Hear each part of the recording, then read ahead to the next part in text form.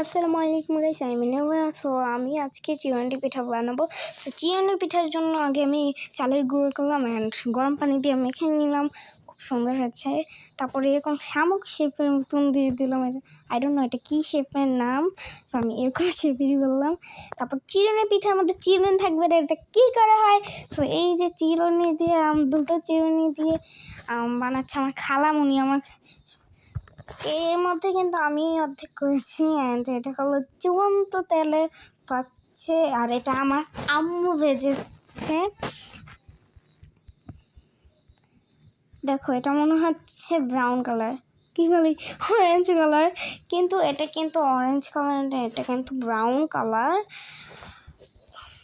ক্যামেরাতে জানি না কেন দেখা যাচ্ছে।